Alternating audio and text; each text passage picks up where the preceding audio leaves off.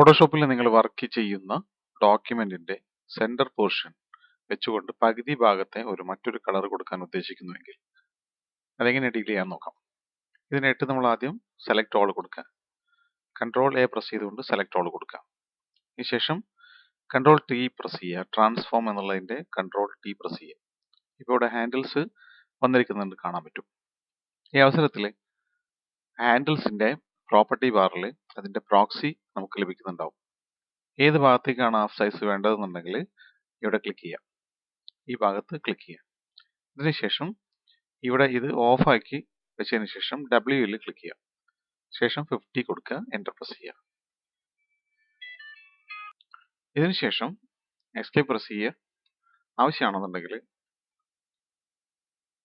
ആവശ്യമാണെങ്കിൽ control J press ചെയ്ത് കഴിഞ്ഞാൽ സെലക്ഷൻ പാർട്ട് മറ്റൊരു ലെയറിലേക്ക് വന്നിരിക്കുന്നത് കാണാം.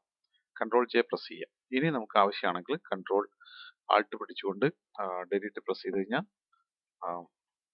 സെലക്ഷൻ ചെയ്തതിന് ശേഷം ആൾട്ട് പിടിച്ചുകൊണ്ട് ഡിലീറ്റ് പ്രസ് ചെയ്ത് കഴിഞ്ഞാൽ അതൊരു മറ്റൊരു കളറിലേക്ക് നീങ്ങിയിരിക്കുന്നത് കാണാൻ പറ്റും. ഇത് ആവശ്യമായ രീതിയിൽ നമുക്ക് അന്യോന്യം അങ്ങോട്ടും ഇങ്ങോട്ടൊക്കെ നീക്കാനായിട്ട് സാധിക്കും.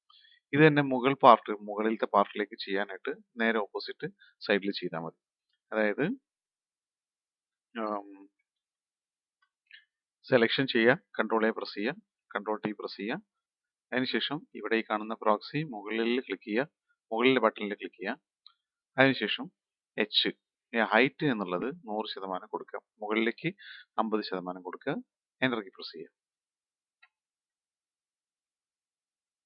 ഇനി ആവശ്യമാണെങ്കിൽ കൺട്രോൾ ജെ പ്രസ് ചെയ്തുകൊണ്ട് അതൊരു ലെയറിലേക്ക് കൊണ്ടുവരാം. ലെയറിൽ കൺട്രോൾ ക്ലിക്ക് ചെയ്തുകൊണ്ട് സെലക്ട് ചെയ്തുകൊണ്ട് നമുക്ക് മറ്റൊരു കളറിലേക്ക് പരിവർത്തിപ്പിച്ചെടുക്കാനായിട്ട് സാധിക്കും. ഇവിടെ പകുതി വെള്ളയായി കാണുന്നത് കാരണം ഇവിടെ ഒരു ലെയർ നിലനിൽക്കുന്നത് കൊണ്ടാണ്. അത് ഓഫ് ചെയ്ത് കഴിഞ്ഞാൽ നമുക്ക് മുഴുവനായിട്ടും ബ്ലാക്ക് ചെയ്ത് കാണാനായിട്ട് സാധിക്കും.